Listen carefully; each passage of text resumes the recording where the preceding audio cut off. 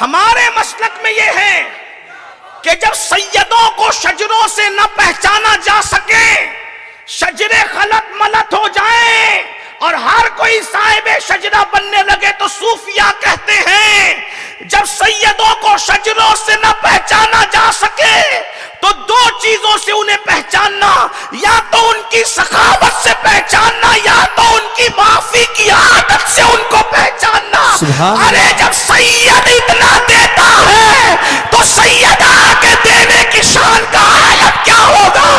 آؤ در زہرا پر پھیلائے ہوئے دامن، آؤ در زہرا پر پھیلائے ہوئے دامن، نسل ہے کریموں کی لجپال گھرانہ ہے۔ نعرہ تکبیر، نعرہ رسالت، ذکر سیدہ کائنات۔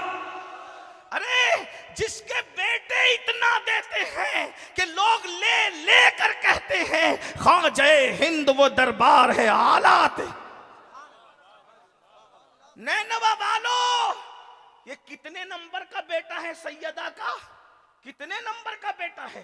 سیدہ فاطمہ الزہرا، ان کے بیٹے امام حسین، ان کے بیٹے امام زین العابدین، ان کے بیٹے امام محمد باقر، ان کے بیٹے امام محمد جعفر الصادق، ان کے بیٹے امام موسیٰ کاظم، ان کے بیٹے سید محمد ادریس، ان کے بیٹے سید ابراہیم، ان کے بیٹے سید عبدالعزیز، اور ان کے بیٹے سید عبدالعزیز کے سید نجم الدین، ان کے بیٹے سید غیاث الدین، اور ان کے بیٹے سیدنا معین الدین غریب نواز۔ جب اتنے بعد کا بیٹا اتنا سخی ہے تو اس کی اوپر کی دادی کتنی سخی ہوگی؟ آؤ در زہرا پر پھیلائے ہوئے دامن، نسل ہے کریموں کی لجپال گھرانہ ہے، اور بھیک مجھ کو بے طلب دیا، تو بڑی سخی ہے فاطمہ۔ زمانے میں جو کچھ خیرات بٹ رہی ہے وہ سیدہ کی چکی چل رہی ہے تو خیرات بٹ رہی ہے۔ سبحان اللہ، سبحان اللہ۔ فرماتے مولا کبھی فرمائش نہیں کی سیدہ نے، کچھ فرمائش، کبھی فرمائش۔ آج تو عورتوں کا حال یہ ہو گیا ہر شادی پہ نیا ڈریس چاہیے، نہیں ہے پڑوسن کو ملا مجھے بھی چاہیے، اس کو ملا۔ میری بہنوں، ڈریس اور زیور کے چکر میں تو تم تباہ ہو، آخرت کی فکر کرو۔ ڈریس تو نچنیوں کو اور زیور تو نچنیوں کو بھی مل جاتے، قبر کی فکر کب کرو گی؟ میں اپنی بہنوں سے مخاطب ہوں، قبر کی فکر کب کرو گی؟ فرمایا کبھی سیدہ نے فرمائش، بلکہ بات پہ بات نکلتی ہے۔ سہیل باپو نے ذکر چھیڑا سیدہ کا، تم بات پہ بات نکلی تو ایک بات مجھے یاد، اتنی بھی فرمائش کبھی نہیں کی کہ آج گھر میں آٹا نہیں، آج تیل نہیں ہے گھر میں، کبھی نہیں کی۔ اگر آپ سننا چاہتے ہیں تو اس طرف بات چلی گئی ہے تو میں اس طرف پیش کروں، آپ کو پتہ چلے گا۔ مولا کائنات جنگ میں مصروف تھی، جنگ کی مصروفیات تھی۔ توجہ سے عرض کر سکتا ہوں نا؟ جی جی۔ آپ تھک تو نہیں گئے نا؟ سردی میں مجھے ڈر لگتا ہے کہ میں نے جلدی گفتگو ختم کرنا، اس کی وجہ یہ ہے کہ حضور کی امت کا خیال کرنا ہم پہ لازم ہے۔ جب نماز مختصر کی جا سکتی ہے لوگوں کا خیال کر کے اللہ، تو تقریر کیوں لمبی کریں؟ موسم اچھا ہوتا ہے تو پھر ہم بھی کھلتے ہیں، لیکن ٹھنڈی کا موسم ہے، بوڑھے بچے سبھی ہیں۔ بہرحال چلیں بات اب میں اینڈ کی طرف لے جاتے ہوئے کروں۔ مولا علی جنگ کے ماحول میں ہیں، جنگ کی مصروفیت ہے، اور جنگ کی مصروفیت میں اتنے بیزی ہو گئے ہیں، ظاہر سی بات ہے جنگ کی مصروفیت کوئی معمولی تو نہیں ہوتی نا، جنگ کی مصروفیت اور پھر مولا علی جنگجو آدمی، بہادر آدمی، ایسا بہادر کہ میرے آقا نے کہا لا فتح الا علی، سبحان لا اللہ، سیف الا ذوالفقار۔ سبحان علی کی اللہ۔ طرح بہادر کوئی جوان نہیں ہے اور ذوالفقار کی طرح کوئی تلوار نہیں۔ بے شک، بے شک۔ جس کی تلوار کی نبی جو ہے وہ ماں سبحان اللہ تعریف کرے، اور جس کی بہادری کی پھر وہ بہادر تو پھر اتنے بہادر تھے مولا مشکل کشا، اتنے بہادر کہ اللہ اکبر۔ مولا مشکل کشا کا حال یہ کہ اگر کسی کے پیر پر پیر رکھ دیں ہٹا نہیں سکتا بندہ۔ اللہ، بڑے بہادر تھے، بڑی بہادری تھی، اللہ نے بہت بہادری تھی۔ اتنے بہادر تھے مولا مشکل کشا پاک کہ 70 لوگ جس وزن کو نہ اٹھا سکتے تھے مولا کائنات اس کو ایک ہاتھ میں اکھاڑ لیتے۔ सुभान अल्लाह अखाड़ा फेंका। बहादुरी उनका अपना अंदाज था। इतने बहादुर थे कि जिसको जहन्नम तक पहुंचाते थे टेढ़ा तिरछा नहीं काटते थे, वो बराबर बराबर काटते। अल्लाह अल्लाह उसमें भी मौला अली हैदर। बहरहाल तो मसरूफ रहे और मसरूफियत में तकरीबन हफ्ता गुजर गया। एक हफ्ता गुजरा और एक हफ्ते के बाद जब राहत मिली तो मौला पाक घर में आए और सुकून से बैठे। तो सैयदा से पूछा कि 7 दिन की मसरूफियात थोड़ी कम हुई है तो दिल चाहता है कि आज कुछ खाएं, आज कुछ खाएं, क्या पकाया तुमने? सैयदा ने कहा कि 7 दिन है, 7 दिन से घर में अल्लाह की बरकत है। सुभान अल्लाह। जवाब देखें जरा, अच्छे बापों की अच्छी तरबियत ऐसे ही जुमले निकालती है। बेशक। जिसका बाबा जानवरों को बेमिसाल बना दे, वाह। कस्बा और याफूर जहां पहुंचकर मुअद्दब हो जाए, बेशक। अपनी शहजादी की कैसी तरबियत की होगी, हैं? जिसकी निगाह इंसान को आसमान हिदायत का तारा बना दे, वो नबी का बदआ, रसूलुल्लाह के जिगर का टुकड़ा, क्या शान का मालिक हो। हुजूर किसी को एक बार गोद में ले लें वो बेमिसाल हो जाएं। हुजूर जिसको रोज रोज रात और दिन हाथों में ले करके अपने सीने से लगाएं, अपनी जबान चुसाएं, खुद उनको बोसे भी दें, उनको चूमे भी और सूंघे भी, उस सैयदा की शान को कौन बयान करे, कितना बयान करे। लेकिन जवाब क्या खूबसूरत है। आजकल तो औरतें नाशुक्री, घर में ये नहीं वो नहीं, जब से शादी हुई है मैं कभी खुश नहीं हूं, ये है वो, ना शुक्रापन मत करो, ये जहन्नम की निशानी और जहन्नमी होने की निशानी है। सीखो, दीन सीखो। 7 दिन से अगर किसी के घर में चूल्हा नहीं जला, वो औरत कैसा महाभारत मचाएगी घर में। लेकिन ये सैयदा की शान है। शौहर 7 दिन के बाद पूछता है तो कहा 7 दिन से घर में अल्लाह की रहमत है। समझ गए कुछ नहीं है, यानी अल्लाह की रहमत है, रहमतें बस अल्लाह की रहमत के सिवा और कुछ नहीं। अच्छा, शहजादों का क्या? का रोज आना बहलाती थी और पानी पिला करके सुलाती। करबला में भूख इसीलिए डगमगा ना सकी कि वो पहला इत्तेफाक नहीं था भूखे और प्यासे रहने का, बचपने से तरबियत हो रही थी। बेशक आप बेशक। क्या समझते हैं, रमजान शरीफ में पहला दूसरा रोजा लोगों को भारी इसलिए पड़ता है कि आदत नहीं होती ना। जिसको आदत हो उसको भूख और प्यास कोई अहमियत नहीं रखती। हाँ, और फिर ये भी याद रखें, लोग कहते हैं अली अकबर का जनाजा, अली असगर का जनाजा उठाते हुए क्यों नहीं लर्जे। मैंने कहा जो अपने बाप अली की शहादत देख चुका था वो अपने बेटे की शहादत पर कैसे हिल जाता। इसलिए कि जिसको बाप की शहादत न हिला सकी उसे बेटे की शहादत कैसे हिला सकती। बेशक। ये मिजाज दिया गया, मिजाज दिया गया। बहरहाल तो बच्चों को बहलाती रही, सुलाती रही, पानी पिला पिला कर 7 दिन हो गए। अच्छा, अब तो रात भी बहुत हो गई है सैयदा, सुन ले, ये घर है उनका। अब तो रात भी बहुत हो गई है सैयदा, अब तो एक काम करता हूं, मैं बाहर जाता हूं, दुआ करो कुछ काम मिल जाए ताकि मैं कम से कम 2 दिरहम कमा सकूं। मौला अली मांगने नहीं जा रहे, कर्जा मांग लो, इससे ले लो, उससे नहीं नहीं नहीं नहीं। वहां भी है कि चलो मैं जरा देखता हूं, कुछ काम धाम कर लेता हूं। बाहर निकले तो देखा कि मदीने मुनव्वरा में कोई काफिला आया हुआ है और वो अपना माल उतार रहे हैं। मौला अली पहुंचे और पहुंच के कहने लगे कि मैं तुम्हारा सामान उतार दूं, कितना दोगे उसके बदले में? कहा कि अगर ए जवान, वो पहचान नहीं सके, ए जवान अगर तूने हमारा सामान उतार दिया हम तुझे 2 दिरहम देंगे। अच्छा ठीक है, फटाफट फटाफट सामान उतार दिया, उसमें घंटों बीत गए, इतना सामान उतारा। 2 दिरहम उन्होंने दिया, 1 दिरहम का किसी के दरवाजे पर गए, दस्तक दी, और 1 दिरहम का आपने सामान खरीदा, आटा वाटा जो भी था, और 1 दिरहम अलग से रख लिया تاکہ ایک صبح کسی فقیر کو صدقہ کریں گے. 2 کمایا, اس میں سے بھی ایک صدقہ کرنا ہے اور ایک لیا. لائے, اتنے ٹائم میں سیدہ نے چولہا جلایا. سیدہ جب چولہے میں پھونکتی تھی نا تو چولہے کا گرد و غبار سر پر اور چہرے پر آتا تھا. اور عورتیں جانتی ہیں کہ جب چولہے میں پھونکو تو واپس ذرات آتے ہیں. یہ سیدہ کا گھر تھا. پھونک رہی ہے, جلا رہی ہے. روٹی بنائی تو روٹی کتنی بنی؟ 3 روٹی بنی. اس میں جتنا آٹا آیا تھا ایک درہم میں 3 روٹی بنی.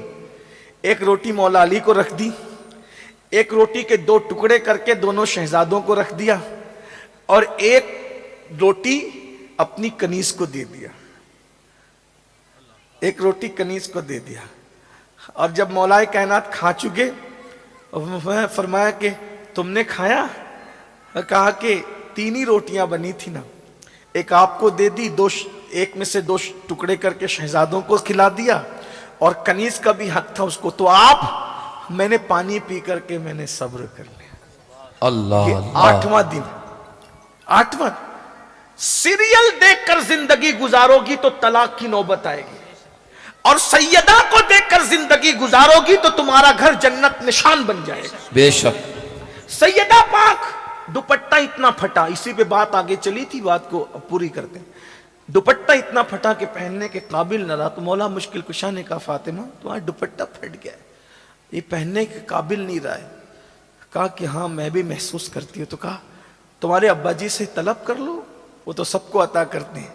سیدہ نے کیا کہا پتہ ہے؟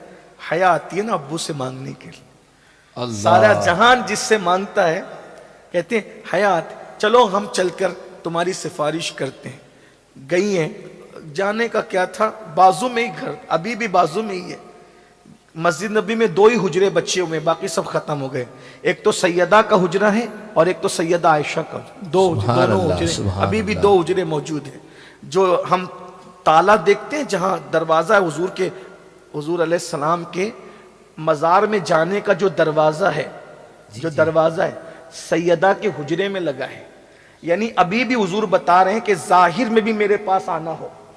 واہ واہ, سبحان اللہ سبحان اللہ, نعرے تکبیر. اس عالم ظاہر میں بھی اگر میرے گھر میں آنا ہو تو سیدہ کے یہاں سے ہو کر کیا, یعنی اب بھی کوئی منکر, گستاخ رسول, بدعتی, کیسا ہی سڑے ہوئے عقیدے والا, اگر حکومت سے اجازت لے کر حضور کے حجرے تک جانا چاہیں تو حضور کے حجرے تک جانے کے لیے دروازے سیدہ سے گزرنا اس کے لیے ضروری ہے. یعنی بتایا جا رہا ہے ارے جب ظاہر میں سیدہ کے در کے بغیر میرے گھر میں نہیں آ سکتا تو حقیقت میں آل رسول کا دامن چھوڑ کر رسول تک کیسے پہنچ سکتا ہے. اسی لیے تو سرکار نظمی نے بھی کہا تھا ملتا ہے مصطفیٰ کا در آل رسول کے طفیل. غور کریں, سیدہ پھر سیدہ ہے, سیدہ پھر سیدہ ہے.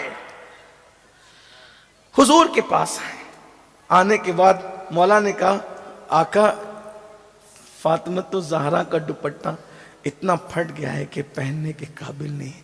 آقا نے فرمایا ابھی, حضور کا انداز دیکھ, ابھی بدر و احد کے یتیموں کا حق دینا باقی ہے. میں اپنی بیٹی کو کچھ کیسے دے دوں؟ البتہ اس وقت میں فاطمۃ الزہرا کو, چونکہ بظاہر اس وقت میرے پاس کچھ نہیں ہے, میرے پاس اونٹ کا چمڑا پڑا ہوا ہے, اس لیے میں کہتا ہوں کہ یہ اونٹ کا چمڑا لے جاؤ اور اسی چمڑے پر فاطمہ کے دوپٹے میں پیون لگا لو.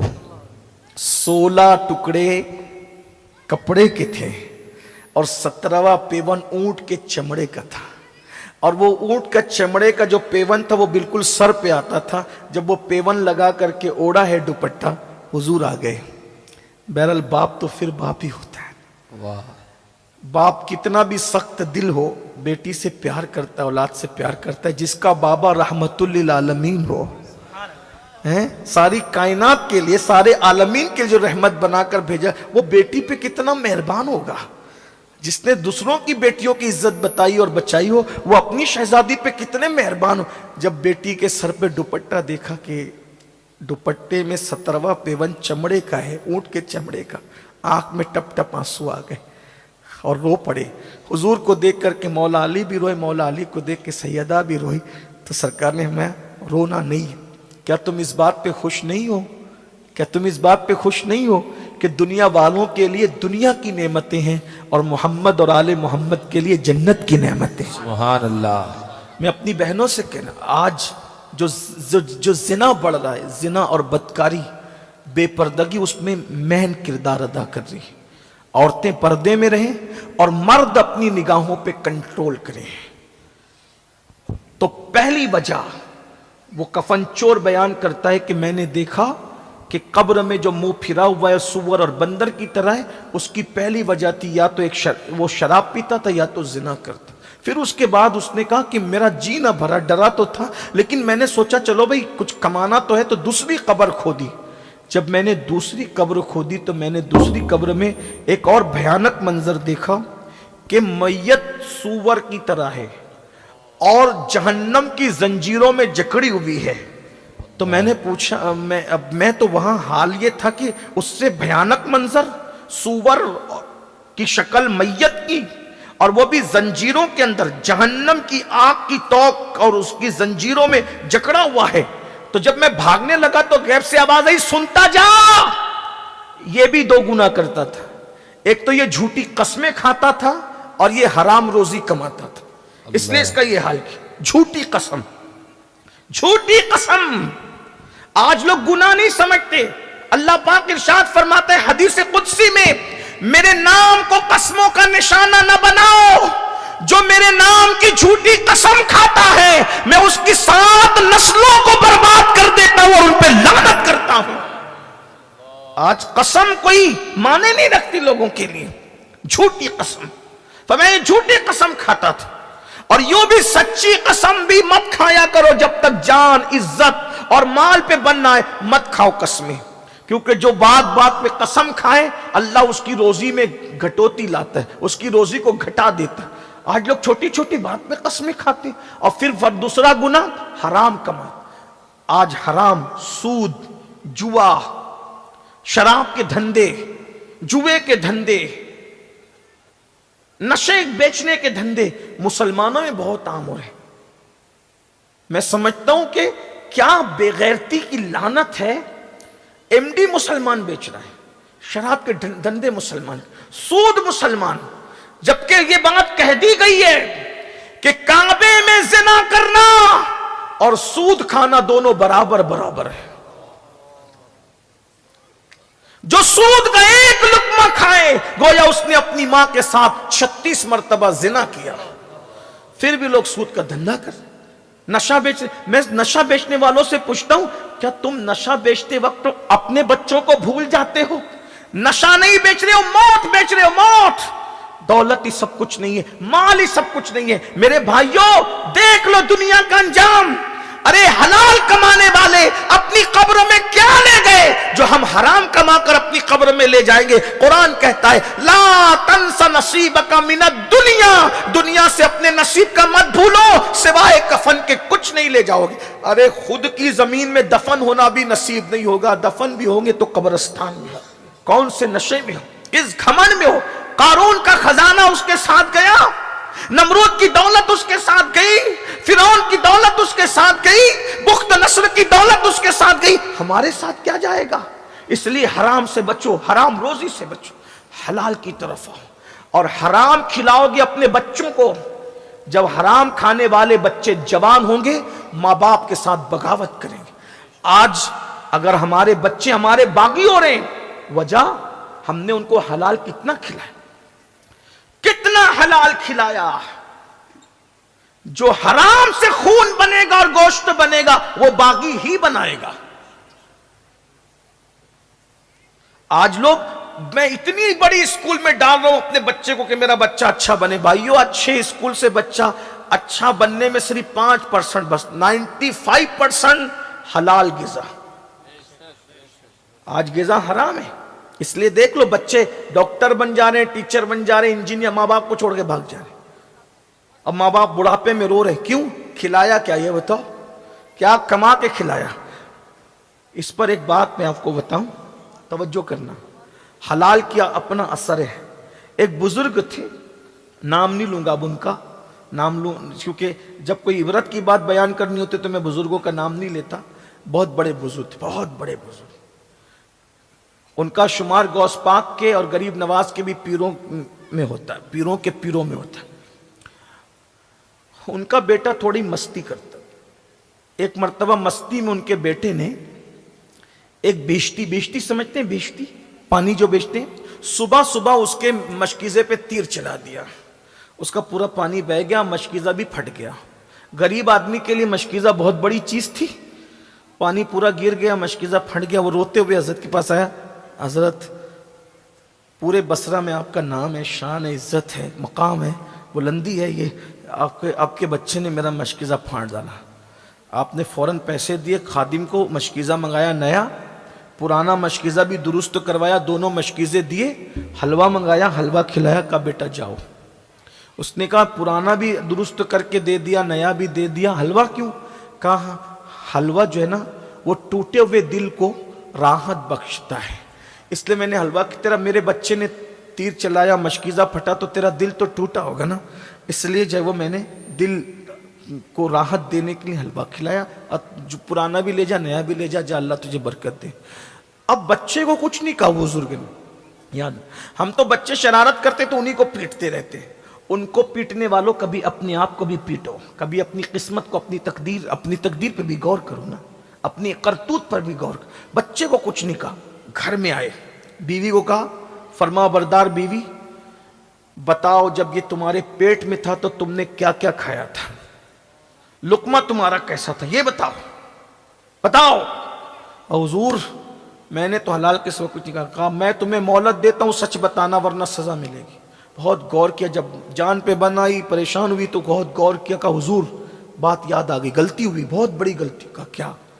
کہا بصرہ سے کچھ تاجر جا رہے تھے، ان لوگوں نے سوچا کہ ہم اپنا مال کہیں اور رکھیں گے تو لوگ خیانت کریں گے، تو انہوں نے کیا کیا، اپنا سامان اپنے گھر میں رکھا، اور اس سامان کے اندر انگور کا ٹوکرا تھا، اور یہ بچہ میرے پیٹ میں تھا، تو انگور کی خوشبو اتنی آ رہی تھی، میرا دل چاہ رہا تھا کہ انگور کھاؤں، اور آدھی رات ہو چکی تھی، اجازت لے نہیں سکتی تھی، اگر بغیر اجازت انگور کھاتی تو حرام ہوتا، تو میں نے کیا کیا، لذت بھی مل جائے، چوری بھی نہ ہو، تو میں نے سوئی لی، اور سوئی لے کر انگور میں چبویا، اور سوئی کے ناکے پر جو پانی آیا انگور کا، وہ میں نے چوس کر اس کی لذت لے لی۔ کہا یہ اسی کی نحوست ہے کہ تو نے اتنا حرام کھایا نا، یہ بیٹا اسی لیے بدماش اور شرارتی پیدا ہوا۔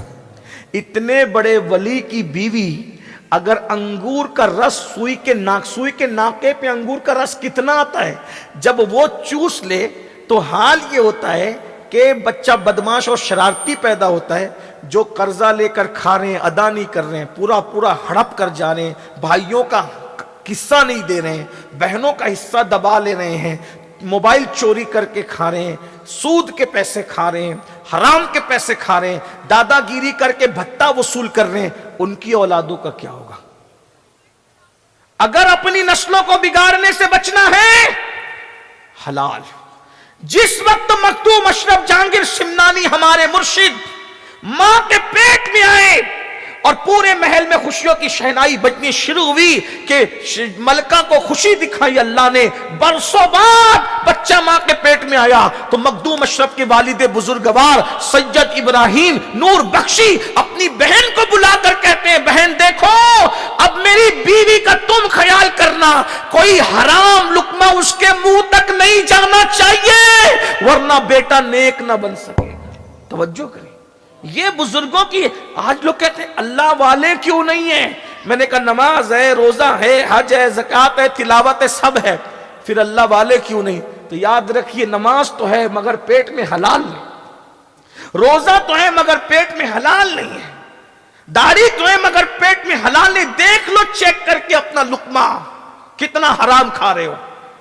تو فرمایا آواز آئی یہ قسمیں کھاتا تھا اور حرام کھاتا، پھر بولا وہ میں وہاں سے بھاگا، پھر میں نے تیسری قبر کھودی، تو جب میں تیسری قبر پر پہنچا تو میں نے کیا دیکھا، ایک بندہ ایک گدی سے اس کی زبان باہر نکلی ہوئی ہے کتے کی طرح, اور اس کے پورے جسم میں آگ کی کیل ٹھوکی ہوئی ہے, کتے کی طرح زبان لٹکی ہے اور آگ کی کیلیں اس کے جسم میں ٹھوکی ہوئی ہے. یہ منظر دیکھ کر کے جیسی میں بھاگنے لگا تو غیب سے آواز آئی, یہ نہیں پوچھے گا کہ یہ کون تھا.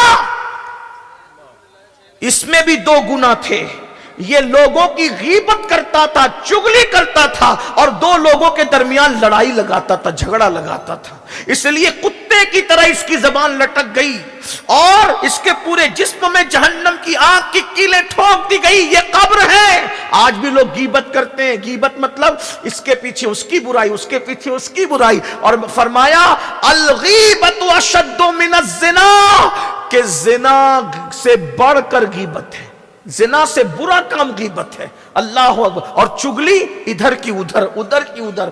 ایک مرتبہ امام اعظم ابو حنیفہ سے کسی نے کہا, ایک معتبر ذرائع سے بات مجھے پتا چلی کہ فلاں نے آپ کے بارے میں ایسا کہا. تو امام اعظم نے ہنس کے کہا, مجھے حیرت ہو رہی ہے, اتنے بڑے عالم ہو, غیبت کرنے والے دنیا میں کب سے معتبر ہو گئے؟ دنیا میں غیبت, کیونکہ جس نے غیبت کی نا تو پھر وہ معتبر ذرائع کیسے ہو گئے؟ اگر آج غیبت اور چگلی ختم ہو جائے, ہمارے گھر کے, محلے کے, ملک کے 90% جھگڑے ختم ہو جائیں گے. امام اعظم فرمایا کرتے تھے, مجھے امید ہے اللہ مجھے بخش دے گا. کا وجہ کہا کہ میں نے پوری زندگی میں کبھی کسی کی غیبت نہیں کی.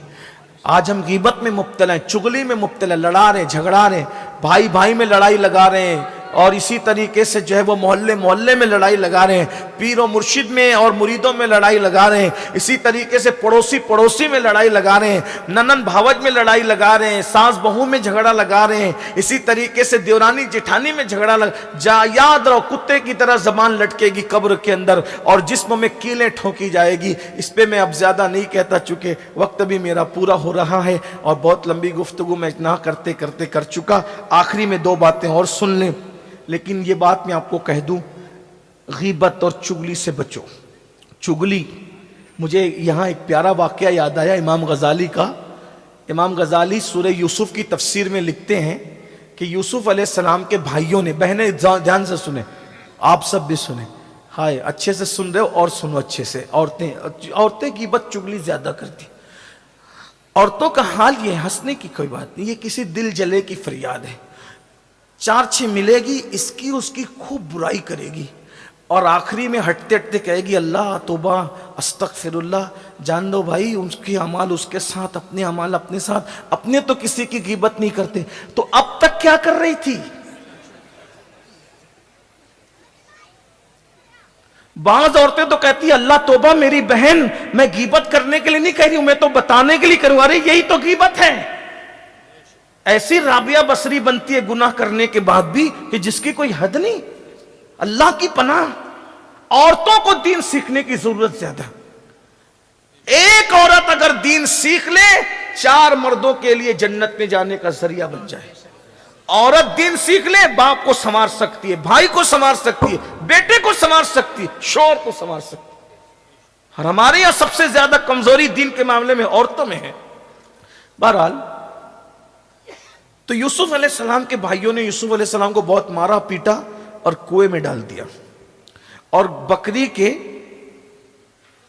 بچے کو ذبح کیا اور اس کے خون میں کرتا لت پت کر کے لے کر آئے, اور ساتھ میں ایک بھیڑیا بھی پکڑ لیا. بولے ابا بھائی کو بھیڑیا کھا گیا, اور یہی کمبخت بھیڑیا تھا, اس نے کھایا.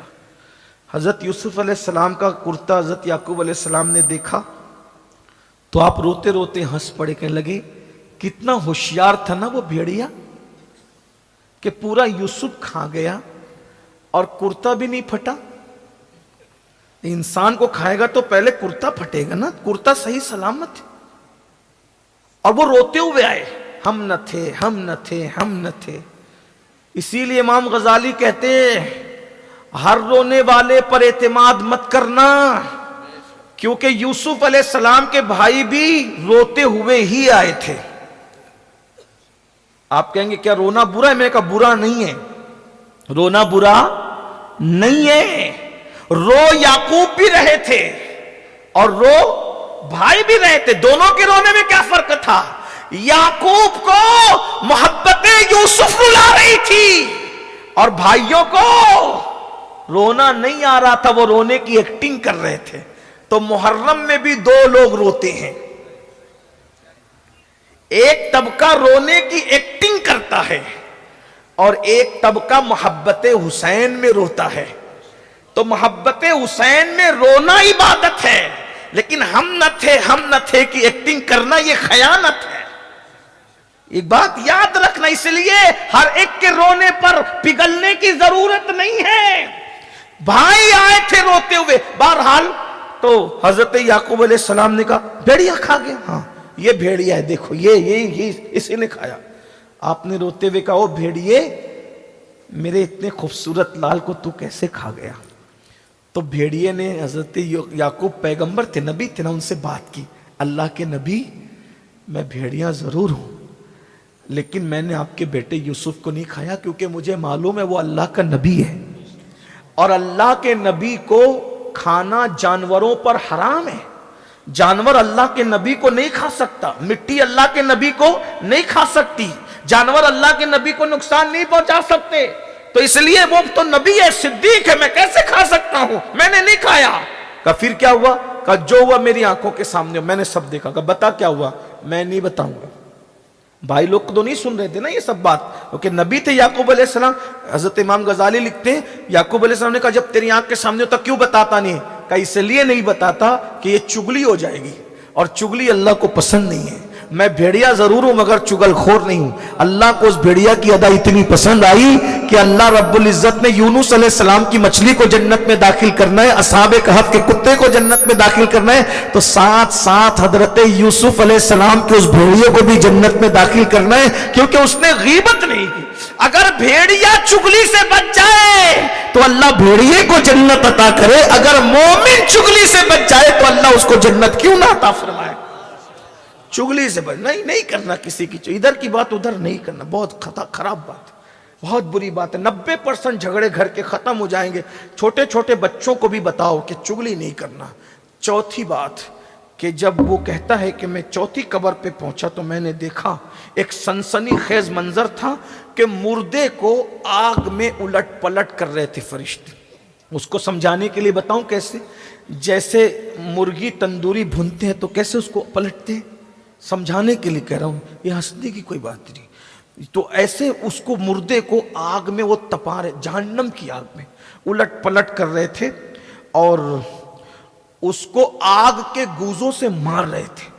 मुझ पर इतनी दहशत तारी हुई कि मैं बर्दाश्त न कर सका और मैं कब्रिस्तान से निकल करके भागा। तो गैब से आवाज आई, सुन ले, ये वो कमबख्त है जो नमाज नहीं पढ़ता, इसीलिए इसको कब्र में आग पे, जहन्नम की आग पे। आप तो सोच रहे इधर कि मस्त मजे से कब्र में सो रहे, मस्त मजे से नहीं।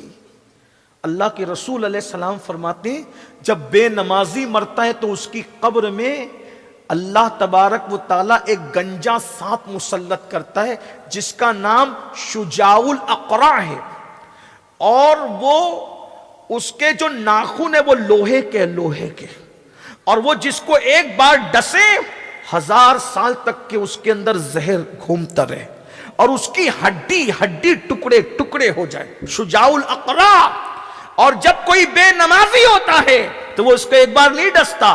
फजर नहीं पड़ी थी तो ज़ोहर तक, ज़ोहर नहीं पड़ी थी तो असर तक, असर नहीं पड़ी थी तो मगरिब तक, और मगरिब नहीं पड़ी थी तो इशा तक, और इशा नहीं पड़ी थी तो फजर तक उसको डसता रहता है। और वो कहता है मेरा नाम शुजाउल अक़रा है, ऐ नमाज न पढ़ने वाले, क़यामत तक मैं तुझे इसी तरह डसता रहूंगा। आज एक वक्त की नमाज के लिए सिर्फ 10 मिनट का टाइम लगता है। 10 मिनट क्यों नहीं निकालते? 10 मिनट गेम के लिए वक्त निकाला, फिल्मों के लिए वक्त निकाला, दोस्तों के लिए वक्त निकाला, सबके लिए। मरते वक्त सबसे ज्यादा तकलीफ बेनमाजी को होती। जहन्नम में सबसे दर्दनाक अज़ाब बेनमाजी को दिया जाएगा। बल्कि यहां तक मेरे आका फरमाते हैं जो जानबूझकर नमाज छोड़ दे, क़यामत के दिन उसके साथ मेरा कोई वादा नहीं है। फिर वो कहता है मैं तो भाग रहा था लेकिन मैंने सोचा एक कब्र और खोद लूं, हो सकता है कुछ काम बन जाए। जब मैंने 5वीं कब्र खोली تو میں نے کیا دیکھا کہ قبر تا حد نگاہ کشادہ تھی، اس میں باغ تھے، نہریں تھی، اور ایک خوبصورت جوان سفید کپڑے پہن کر کے ایک دم خوشی خوشی تخت پہ بیٹھا ہوا تھا۔ وہ 2 گز زمین نہیں ہے، اس کے اندر بہت کچھ ہے۔ یہ ہماری آنکھوں کا قصور ہے کہ نہیں دیکھ پاتے۔ آپ تو کہیں گے یہ امین القادری کیا کہہ رہا ہے کہ قیامت تک وہ سانپ ڈسے گا، ہم تو 6 مہینے میں قبر پلٹی کر دیتے۔ اور تیری قبر کی پلٹی کچھ بھی ہو، یہ میرا اللہ ہے، تجھے دکھتا کچھ اور ہے، ہوتا کچھ اور ہے۔ اگر اللہ عذاب دکھا دینا تو دنیا ختم ہو جائے، تو اللہ عذاب سب کو دکھاتا نہیں، وہ اللہ والوں کو دکھاتا ہے یا جس کو چاہتا ہے دکھاتا ہے، سب نہیں دیکھ سکتے عذاب۔ تو قبر پلٹی ہو جائے پھر بھی اس میں عذاب ہوگا، تمہیں دکھ نہیں رہا ہے۔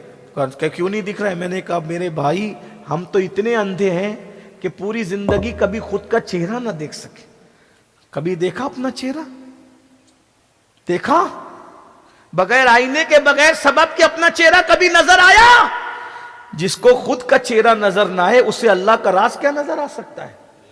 اس لیے بہت ہوشیار بننے کی ضرورت نہیں ہے، کچھ چیزیں ایسی ہوتی ہے نظر آئے یا نہ آئے ماننا ضروری ہے۔ کچھ ڈیڑھ ہوشیار ہوتے ہیں۔ ایک مرتبہ امام جعفر صادق تقریر کر رہے تھے، اللہ ہے نظر نہیں آتا۔ ایک ڈیڑھ ہوشیار ہے کہ جو نظر نہیں آتا میں اس کو نہیں مانتا۔ وہاں امام جعفر صادق کا ایک دیوانہ تھا جس کو بہلول کہتے۔ بہلول بہلول بہلول کا مطلب کیا ہوتا ہے؟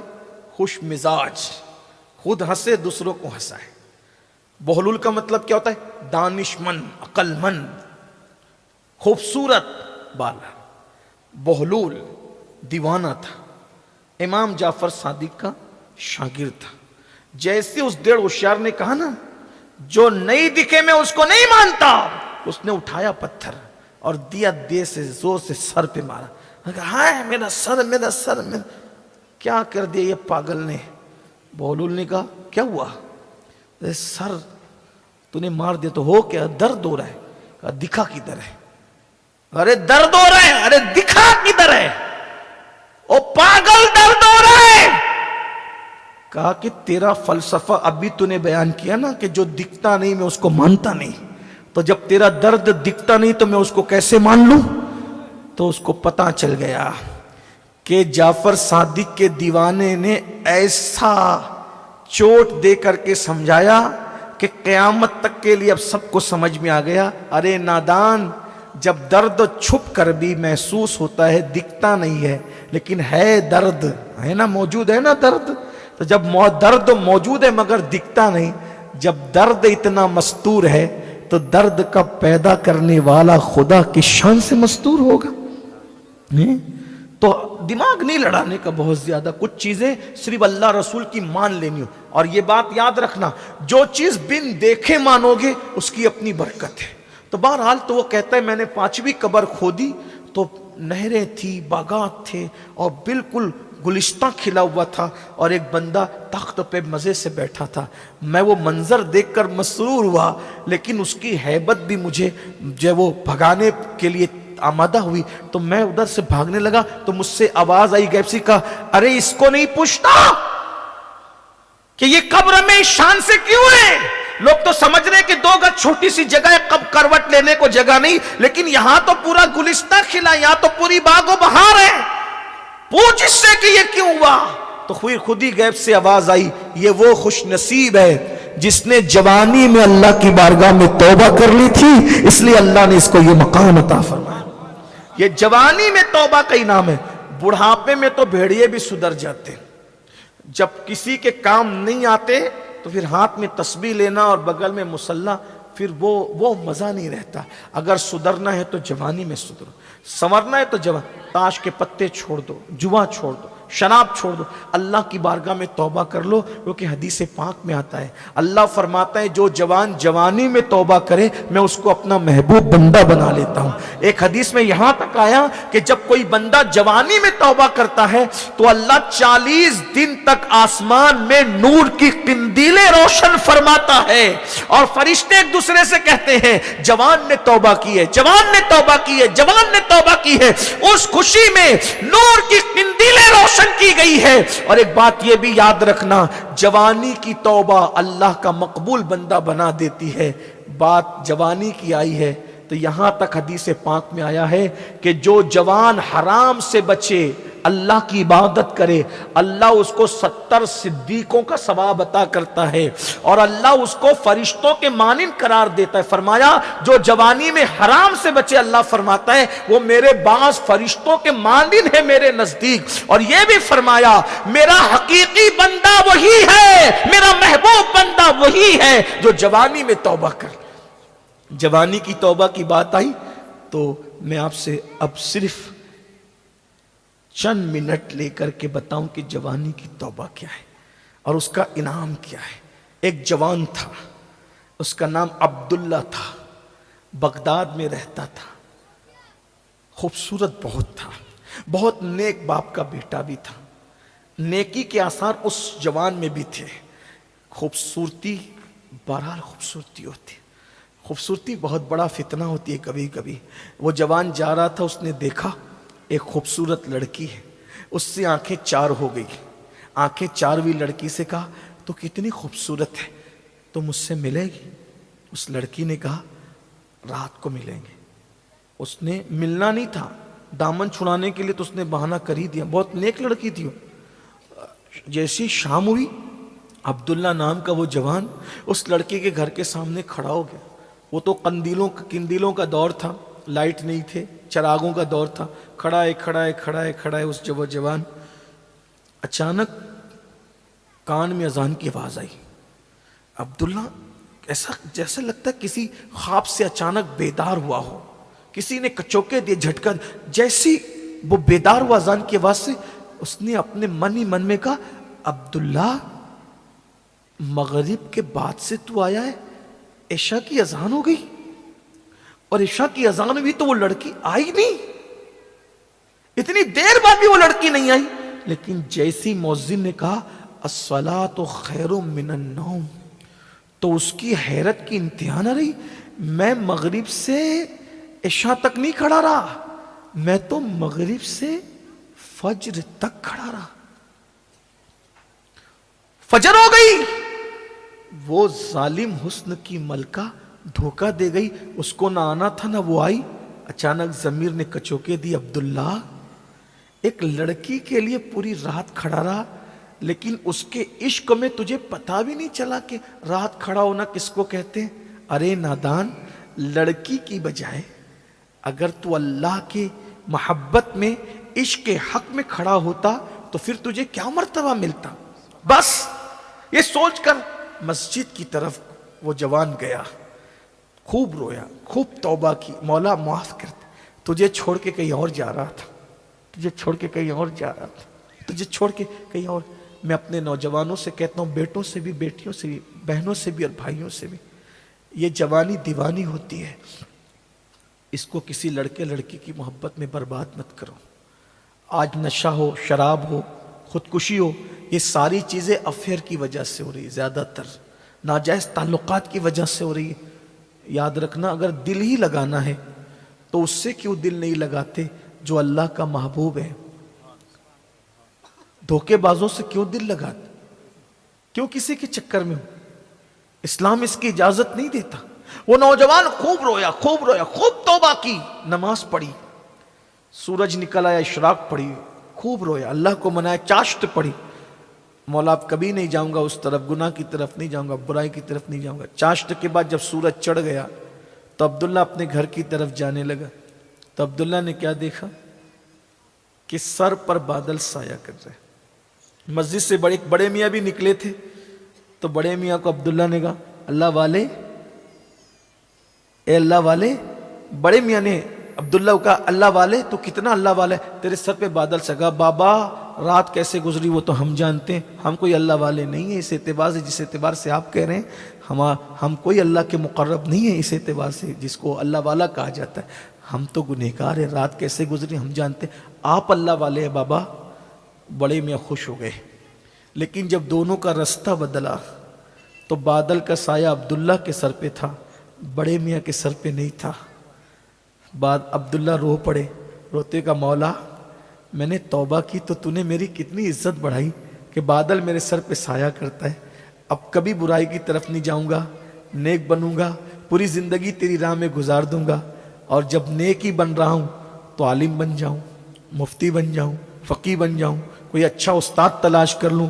उस्ताद ढूंढने निकले, नसीबे ने यावरी की, और वो अब्दुल्ला उस्ताद ढूंढते ढूंढते उसके दरवाजे पे पहुंच गए, जिसे दुनिया इमामुल अइम्मा, सिराजुल उम्मा, काशिफुल गुम्मा, करोड़ों अरबों खरबों हनफियों के इमाम आज़म अबू हनीफा की शागिर्दी नसीब हो गई। और वो अब्दुल्ला ने इतना पढ़ा, इतना पढ़ा, इतना पढ़ा, इतना पढ़ा कि उस अब्दुल्ला को इल्म हदीस की वजह से लोगों ने अमीरुल मोमिनीन फिल हदीस का, फ़िक़्ह इतना पढ़ा, इमामुल फ़ुक़हा कहा, तसव्वुफ़ इतना पढ़ा, शेखुल मशाइख़ कहा। और उसी अब्दुल्ला को दुनिया अब्दुल्ला इब्न मुबारक के नाम से जानती है। इमाम आज़म कहा करते थे, अगर क़यामत में अल्लाह मुझसे पूछेगा, ऐ नोमान मेरे लिए क्या तोहफा लाया है, तो मैं अब्दुल्ला इब्न मुबारक को पेश कर दूंगा, उसी के जरिए मेरी मग़फ़िरत हो जाएगी। देखो जवानी की तौबा ने कहां तक पहुंचाया।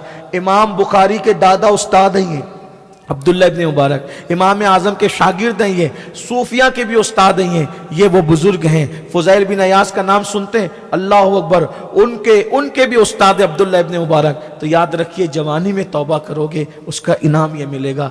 बुढ़ापे में ठीक है तौबा, मैं किसी को मायूस नहीं करता, लेकिन जवानी में नेकी के जज्बात भी जवान होते हैं, बुराइयों के जज्बात भी जवान होते हैं। आओ सब मिल के तौबा करें अल्लाह की बात में। तौबा करते हो? पहले बताओ कौन कौन तौबा करते हैं, हाथ उठाओ। सब कर, ऐसे नहीं, अच्छे से उठाओ। अच्छे काम के लिए हाथ उठाना अच्छी बात है। सब उठाए रखो ना भाई, जरा जबरदस्ती नहीं है, जिसे करना है वही। जो तौबा करता है वो अल्लाह वाला बन जाए, अल्लाह का महबूब बन जाए। मर्दों को कहा था, लेकिन औरतों के जज्बात कितने हैं देखिए, कि ख़वातीन ने भी उठाया। अल्लाह इनके भी हाथ उठाने की लाजिम। बोलो आज से तौबा करते हो? नमाज छूटेगी आज से?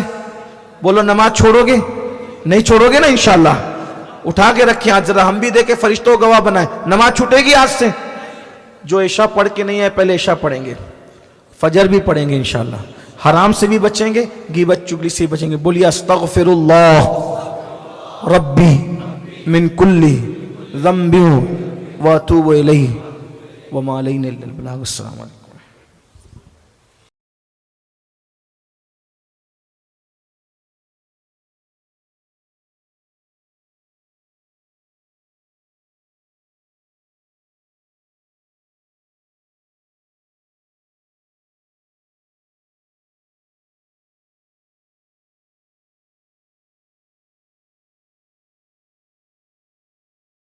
मेरे आका सल्लल्लाहु अलैहि वसल्लम के दीवानों और ए सैयदा ज़हरा पाक की कनीज़ों, आज हम लोग नाकाम हैं गुनाहों की वजह से, और हर किस्म के गुनाह हमारी ज़िंदगी में मौजूद है।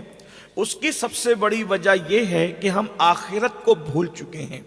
हम में का हर इंसान कम या ज़्यादा आखिरत को फरामोश कर चुका है।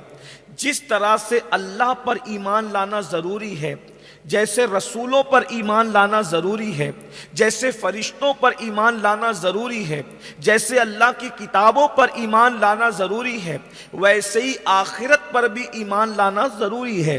ये आखिरत क्या है, मिसाल के तौर पे मैं थोड़ा समझाने की कोशिश करूं कि आखिरत क्या है। यानी जब हम मरेंगे तो मरने के बाद कब्र में जाएंगे, और कब्र दो में से कोई एक है। या तो किसी की कब्र जन्नत के बागों में से बाग है, या तो किसी की कब्र जहन्नम के गढ़ों में से गड़ा है। मेरे भाइयों, ये अपने नबी का फरमान है, ये अपने आका का फरमान है, और इस पर ईमान लाना जरूरी है। जो रसूलुल्लाह की बात पर ईमान न लाए वो लाख कलेमा पढ़े मगर वो मुसलमान नहीं हो सकता। इतना पुख्ता यकीन हमें होना चाहिए कि ये जो 2 गज जमीन है, जमीन का टुकड़ा, ये सिर्फ 2 गज जमीन नहीं है, बल्कि या तो ये जन्नत के बागों में से बाग है, या तो जहन्नम के गढ़ों में से गड़ा है। अल्लाह अकबर। और उसके बाद की मंजिल आखिरत की ये है कि मैदान महशर होगा, इंसान से उसके अमाल के बारे में पूछा जाएगा। अब आइए मैं आपके सामने کوئی طویل دوسری بات نہ کرتے ہوئے صرف قبر کے کچھ احوال آپ کی خدمت میں پیش کروں.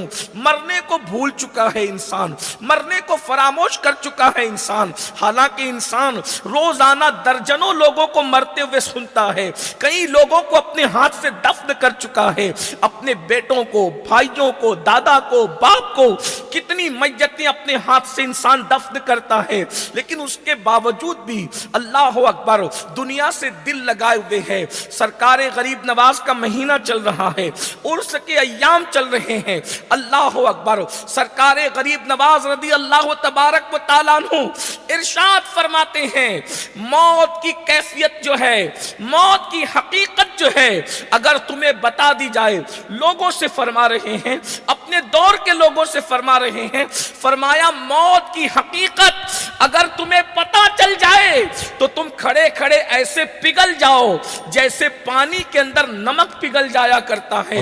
یہ غریب نواز فرما رہے ہیں. غریب نواز کے ڈنکے بجانے والوں, غریب نواز کا عرس منانے والوں, غریب نواز کے نام لیواؤں, یہ غریب نواز فرما رہے ہیں موت کی حقیقت تمہیں نہیں پتا ہے, مرنے کی تکلیف تمہیں نہیں پتا ہے, اس منزل سے گزرنا ہے. بلکہ اللہ کے سچے رسول صادق و مصدوق مصطفیٰ کریم رؤوف الرحیم صلی اللہ علیہ وآلہ وسلم ارشاد فرماتے ہیں کہ اللہ اکبر, موت کی حقیقت جو میں جانتا ہوں اگر وہ تم جاننے لگو تو اس طریقے سے پگھل جاؤ جیسے پانی کے اندر نمک پگھلتا ہے. آقا کا فرمان ہے. پھر یہ فرمایا اگر موت کی حقیقت جانوروں کو پتہ چل جاتی تو جانوروں کا گوشت تمہیں کھانا نصیب نہ ہوتا, اس لیے کہ کوئی جانور پر گوشت ہی نہ ہوتا, جانوروں پر گوشت نہ آتا. اللہ اکبر, اس گھاٹی سے ہمیں گزرنا ہے, اس راستے سے ہمیں گزرنا ہے. قرآن کہتا ہے وَلْتَنْظُرْ نَفْسٌ مَّا قَدَّمَتْ لِغَدٍ, اس آخرت کے لیے تم نے کیا بھیجا ہے, اس آخرت کے لیے تم نے کیا تیاری کی ہے. اللہ ارشاد فرماتا ہے وَاتَّقُوا اللَّهَ, اللہ سے ڈرو. آیہ کریمہ کا آغاز بھی اللہ سے ڈرنے پر ہے, اس کا اینڈ بھی اللہ سے ڈرنے پر ہے. وَاتَّقُوا اللَّهَ إِنَّ اللَّهَ خَبِيرٌ بِمَا تَعْمَلُونَ, اللہ سے ڈرو, وہ تمہارے اعمال کی خبر رکھتا ہے. اب بتائیے قبر کے احوال کیا ہیں, قبر کے حالات کیا ہیں. اللہ اکبر, اب کسی کو گارنٹی ہے ہماری قبر جنت کے باغوں میں سے باغ ہوگی یا جہنم کے گڑھوں میں سے گڑھا ہوگی. حضرت سیدنا امام حسن البصری جو مولا علی کے مرید بھی ہیں, مولا علی کے خلیفہ بھی ہیں اور اتنے عظیم محدث اور عالم اور امام ہیں, جب مولا علی بصرہ تشریف لے گئے تو مولائے کائنات نے فرمایا سب کے ممبر ہٹا دو, صرف ایک آدمی کا ممبر رہے گا, کسی کو خطاب اور بیان کرنے کا حق نہیں ہے سوائے حسن بصری کے. اگر کوئی نصیحت کر سکتا ہے تو وہ صرف حسن بصری نصیحت کر سکتا ہے. اللہ اکبر, یہ حسن بصری کون ہے؟ غوث پاک کے پیروں کے پیر ہیں, غریب نواز کے پیروں کے پیر ہیں. لیکن اب سنیے اللہ کا خوف ان کے دلوں میں کیا تھا. وہ امام حسن بصری جو سینکڑوں رکعت رات کو نماز پڑھتے تھے, وہ امام حسن بصری کبھی کبھی ایک رات میں پورا قرآن ختم کرتے تھے, وہ امام حسن بصری جو پیدل چل کر حج کو جایا کرتے تھے, وہ امام حسن بصری فرماتے ہیں جب سے میں نے حدیث سنی ہے, امام حسن بصری کہتے ہیں ذرا غور سے سننا میرے بھائیو, توجہ فرمانا. امام حسن بصری کہتے ہیں جب سے میں نے حدیث سنی ہے کہ جہنم کے اندر ایک آدمی ہوگا جو سب سے آخری میں نکلنے والا ہوگا, سب سے آخری میں جو بندہ جہنم سے نکلے گا. اللہ اکبر, حضرت امام حسن بصری کہتے جب سے میں نے سنا کہ ایک بندہ ہے جو سب سے آخری میں جہنم سے نکلے گا تو کہتے کاش کہ وہ بندہ میں ہی ہوتا, کاش کہ وہ بندہ. توجہ کیجئے گا بہت دھیان سے, اور میری گزارش ہے کہ اگر آپ موبائل اپنے ہاتھوں میں رکھ لیں تو بڑا آپ کا احسان ہوگا, کیونکہ بیان ریکارڈ ہو رہا ہے, بیان آپ کا ریکارڈ ہو رہا ہے. آپ کو اگر بیان چاہیے تو مل جائے گا, آپ کو نئے سرے سے کوئی ریکارڈنگ کرنے کی ضرورت نہیں ہے.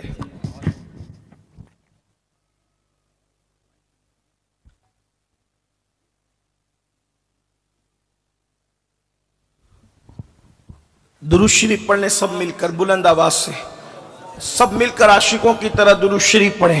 صلی اللہ علی النبی الامی وآلہ واصحابہ وبارک وسلم صلاۃ و سلام علیک یا رسول اللہ صلی اللہ تعالی علیہ وسلم۔ امام حسن بصری کہتے ہیں اللہ کے رسول علیہ السلام نے ایک شخص کا ذکر کیا، فرمایا کہ جہنم سے سب سے آخری میں جو بندہ نکلے گا وہ بندہ فلاں فلاں ہوگا۔ امام حسن بصری کہتے ہیں تمنا کیا کرتے تھے، کون؟ مولا علی کے خلیفہ۔ ذرا غور تو کریں، مولا علی کے چند ہی خلفاء ہوئے ہیں۔ میرے اپنے علم کے مطابق مولائے کائنات کے تقریباً 4 یا 5 خلفاء ہیں۔ ایک سیدنا امام حسن بصری ہے، ایک امام حسن ہے، ایک امام حسین ہے، ایک حضرت کمیل ہے۔ ان چاروں کو میں جانتا ہوں، اس کے علاوہ اور بھی کسی کی تحقیق میں ہو تو الگ بات ہے۔ یہ 4 خلفاء مولائے کائنات نے 4 لوگوں کو خلافت عطا فرمائی تھی۔ یہ طریقت والی خلافت جس سے سلسلے چلتے ہیں، اللہ اکبر، اندازہ فرمائیں۔ اور پھر امام حسن کے ذریعے بھی کوئی سلسلہ طریقت کا بظاہر آگے نہ بڑھا، حضرت کمیل کے ذریعے بھی طریقت کا سلسلہ کوئی آگے نہ بڑھا۔ اب طریقت کا سلسلہ آگے بڑھا تو 2 خلفاء سے، ایک امام حسین شہید کربلا کی ذات ہے اور ایک سیدنا امام حسن البصری کی ذات ہے۔ اب غور کیجئے میرے بھائیوں، امام علی کا خلیفہ، مولائے کائنات کا خلیفہ، سیدنا علی کرم اللہ تعالی وجہ الکریم کا خلیفہ، غوث پاک کے پیروں کا پیر، غریب نواز کے پیروں کا پیر، کیا تمنا کر رہے ہیں؟ فرماتے ہیں اللہ کے رسول نے جہنم سے جس آخری بندے کے نکلنے کی بشارت دی ہے کہ سب سے آخری میں فلاں بندہ نکلے گا، امام حسن بصری کہتے کاش وہ بندہ میں ہی ہوتا۔ تو لوگوں نے کہا آپ جہنم سے نکلنے کی تمنا کر رہے ہیں؟ فرمایا اسی لیے تو تمنا کر رہا ہوں کہ حضور نے گارنٹی دی کہ وہ جہنم سے سب سے آخری میں نکلے گا، مگر نکلے گا تو صحیح، مگر میرے لیے تو یہ بھی گارنٹی نہیں ہے کہ حسن جہنم سے نکل سکے گا کہ نہیں نکل سکے گا۔ اللہ اکبر، یہ وہ لوگ ہیں اللہ کے بندو، آج ہمارا کیا حال ہو گیا ہے، ہم گناہ پر گناہ کر رہے ہیں، جنت کے خواب دیکھ رہے ہیں۔ ایک بات میں آپ کو بتاؤں، ہم جنتی یا جہنمی آسانی کے ساتھ آپ سمجھ سکو گے۔ زمین کے اوپر جنت ہے اور پھر اس کے بعد ایک آخرت کی جنت ہے۔ جو زمین کے اوپر جنت ہے اسے مسجد کہتے ہیں، اور اس کے بعد اللہ اکبر جو حقیقی جنت ہے وہ تو ہے۔ اب میں آپ سے پوچھنا چاہتا ہوں، جنت میں جانے کا خواب دیکھنے والوں، جب زمین کے اوپر کی جنت تک پہنچنے کی تمہیں توفیق نہیں ہے تو پھر وہ حقیقی جنت تک تمہیں کون پہنچا سکتا ہے؟ اللہ اکبر، مجھے بتاؤ، ارے یہ دنیا کی جنت میں جانا ہمارے اختیار میں بظاہر دے دیا گیا ہے وقت تو اب بتاؤ، جو اپنے محلے کی جنت تک نہ جا سکے وہ عرش اعظم کی جنت میں کیا جا سکیں گے؟ ہمارے پاس ہے ٹائم، ہمارے پاس ہے وقت، اور پھر لوگوں کو کہو تو برا لگتا ہے۔ میں یہ بات بڑی سچائی کے ساتھ سب کو کہنا چاہتا ہوں، ہمیشہ یاد رکھنا، اس کا دامن پکڑ لیا تو جنت ملے گی اور اس کا دامن پکڑ لیا تو جنت ملے گی۔ یہ صرف خواب و خیال ہے، جب تک کہ دامن شریعت نہیں پکڑو گے اس وقت تک کہ کسی کو جنت نصیب نہیں ہونے والی ہے، یاد رکھنا۔ بلکہ سب سے پہلے شریعت کا دامن ہاتھ میں آئے گا تو ہی سبوں کا دامن ہاتھ میں آئے گا، اور شریعت کا دامن ہاتھ میں نہیں ہے تو کسی کا دامن آپ کے ہاتھ میں نہیں ہے۔ مرنا ہے، مرنے کو بھول چکا ہے انسان، اسی لیے وہ گناہ کر رہا ہے۔ آئیے میں آپ کے سامنے طویل گفتگو کی بجائے مجھے ایک واقعہ یاد آ رہا ہے، اسی پر میں اپنی گفتگو تبصرے کے ساتھ پوری کر دوں گا۔ ایک روایت میں آتا ہے کہ ایک بندہ تھا، وہ کفن چوری کیا کرتا تھا، وہ کفن چور تھا، اور اچانک اس کی زندگی بدل گئی، کفن چور کی زندگی بدل گئی۔ میں یہ بھی نہیں کہتا کہ جنت بہت مشکل ہے، یہ بھی نہیں کہتا، یقیناً میرا اللہ جس سے راضی ہو جائے، اگر کتے کو پانی پلانے سے بھی وہ راضی ہو جائے تو بھی جنت عطا کر دے، اور جنت نہ دینا چاہے تو ہزاروں سال تک عبادت کرنے والے کو مردود قرار دے، یہ اس کی اپنی مرضی پر ہے، ہماری کوئی گارنٹی نہیں ہے بھائیو۔ جنت जन्नत की कोई गारंटी नहीं है। और मजमू ज़वाइद में अल्लाह के रसूल की हदीस मौजूद है, जो अपने आप को यकीनी तौर पर जन्नती माने, आका फरमाते हैं मैं मोहम्मद ऐलान करता हूं कि वो जहन्नम में जाएगा। याद रखना, अपने आप को हतमी और यकीनी तौर पे कभी जन्नती मत समझो, उम्मीद भी करो, खौफ भी करो। खौफ और उम्मीद के दरमियान की कैफियत का नाम ईमान है। इसलिए ये भी याद रखना, अगर अल्लाह अकबर हजारों साल का आबिद जब जहन्नमी हो सकता है, मौल्लिमुल मलाइका कहलाने वाला अल्लाह अकबर जब जहन्नम का कुत्ता बन सकता है, तो मेरी और आपकी औकात क्या है? हमारा तो वुजू भी दुरुस्त है कि नहीं, हमारा तो गुस्ल भी दुरुस्त है कि नहीं, हमें कलमे के तर्जुमे भी याद है कि नहीं, हमें सही कुरान पढ़ना भी आता है कि नहीं? बताओ अपना क्या हाल होगा। अगर रसूलुल्लाह की बात को मानते हो तो ये बात हमें यकीन के साथ जानना चाहिए कि आखिरत हक है, अल्लाह फैसला करेगा और जरूर फैसला करेगा।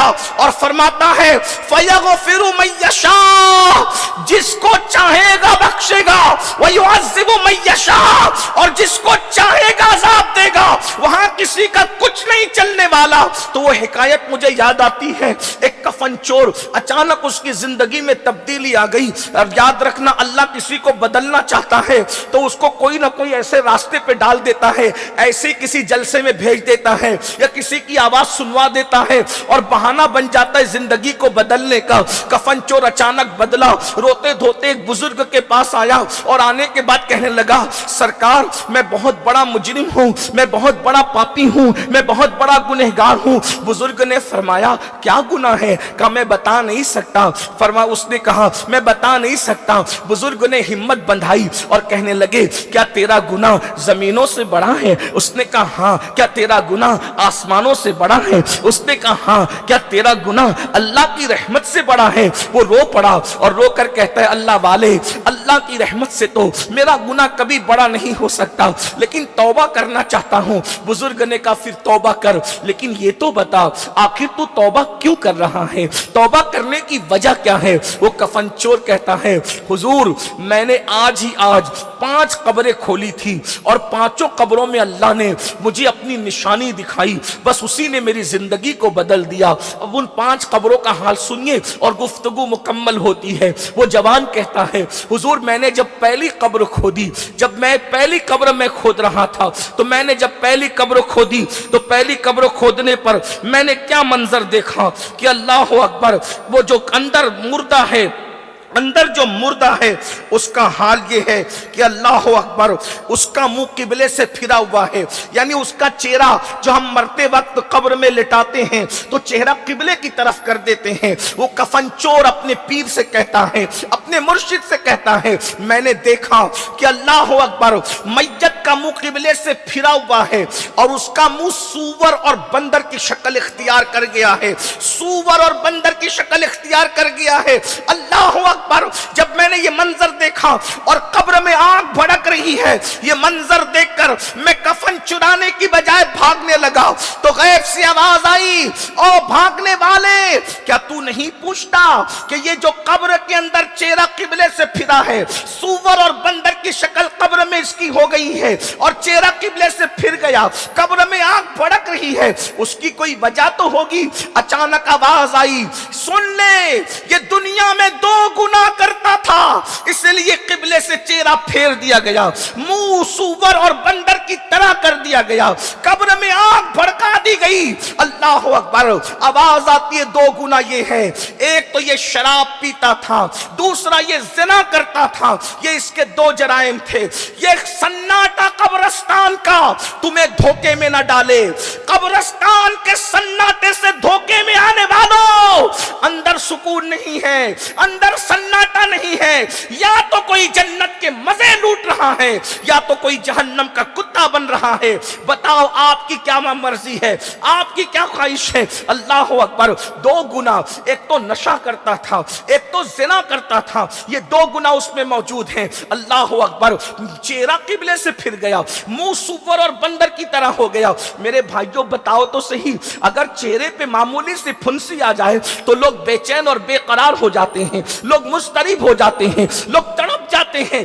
آج کاسمیٹک آئٹم پر اتنا خرچ کیا جا رہا ہے اتنا کسی پہ خرچ نہیں کیا جا رہا ہے. انسان کھانے کے معاملے میں ہلکی غذائیں لے رہا ہے لیکن کاسمیٹک آئٹم مہنگے خرید رہا ہے تاکہ وہ خوبصورت نظر آئے. دنیا کی خوبصورتی کے متوالو، کیا تم یہ بھول گئے اللہ کے رسول علیہ السلام نے فرمایا جس نے دنیا میں نشہ کیا ہوگا جب وہ اپنی قبر سے اٹھے گا یا تو سور کی شکل لے کر اٹھے گا یا تو بندر کی شکل لے کر اٹھے گا. میری قوم کے جوانوں، تمہارے نبی کا فرمان ہے، میرے نبی کا فرمان ہے، ڈر نہیں لگتا؟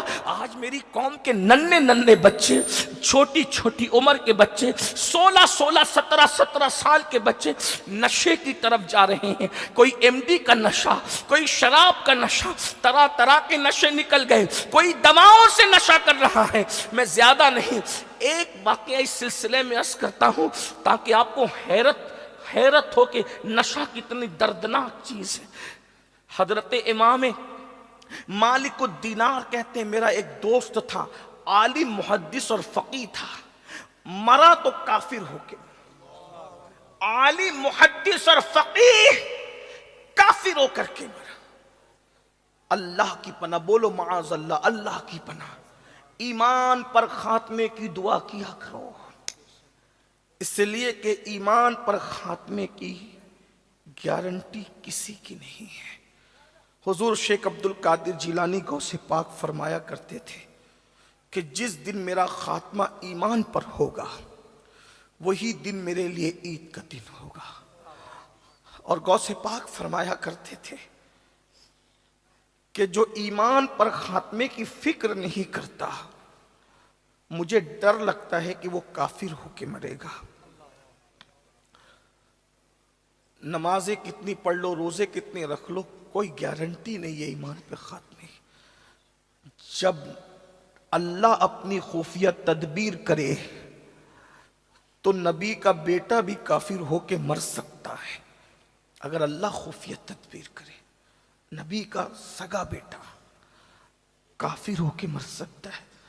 اگر اللہ خفیہ تدبیر کرے تو نبی کی بیوی کافر ہو کے مر سکتی ہے. اگر اللہ خفیہ تدبیر کرے تو نبی کا سگا چچا کافر ہو کے مر سکتا ہے. ہم کون ہیں؟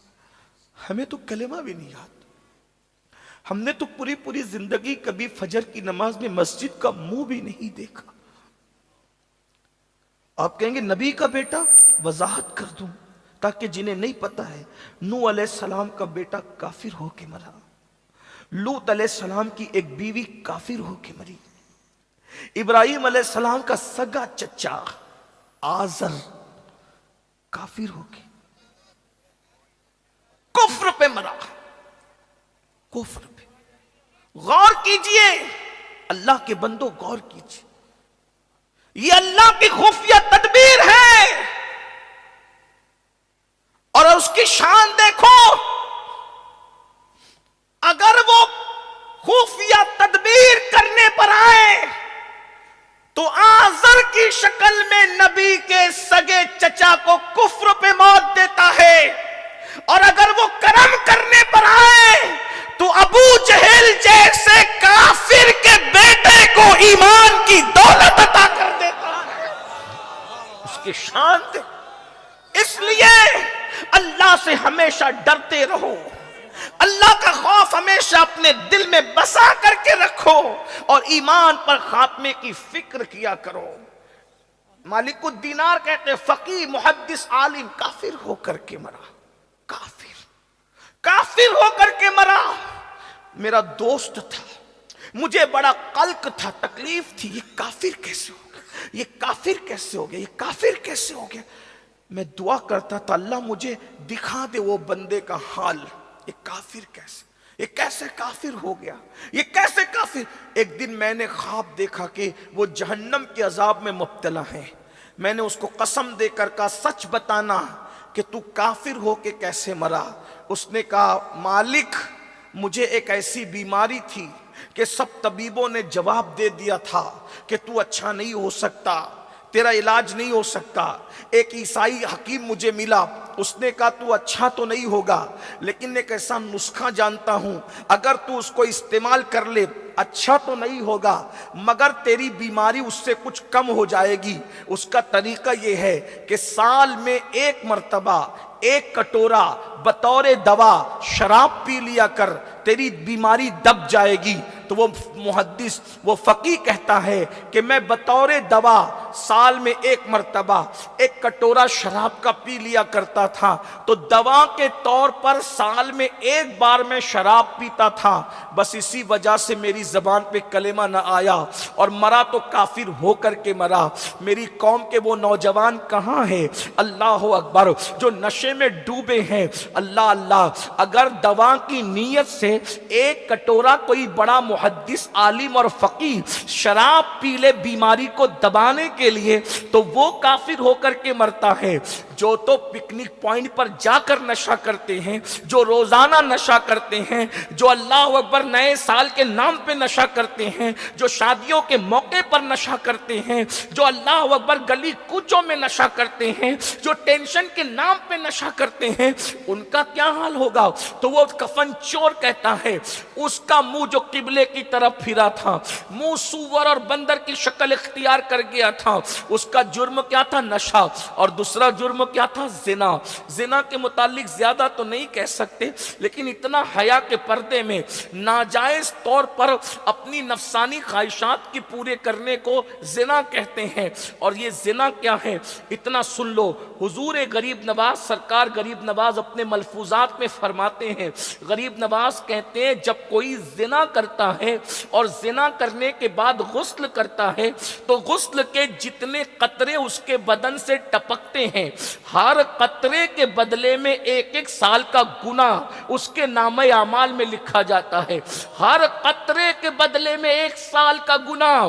کتنے قطرے ٹپکتے ہیں غسل کے بعد ذرا تصور میں تو لاؤ، اور جتنے قطرے ٹپکتے ہیں اتنے ہی شیاطین پیدا کیے جاتے ہیں، اور وہ سارے شیاطین قیامت تک جتنے پاپ اور جرائم کریں گے ان سب کا گناہ اس کے سر پہ ڈالا جائے گا جس کے زنا کی وجہ سے وہ شیاطین پیدا ہوئے۔ اور ایک بات مجھے اور یہاں یاد آئی، ہمارے بزرگوں نے فرمایا جو زنا کرتے ہیں اللہ ان کو لمحے کے بدلے میں صدیوں کی سزا دیتا ہے۔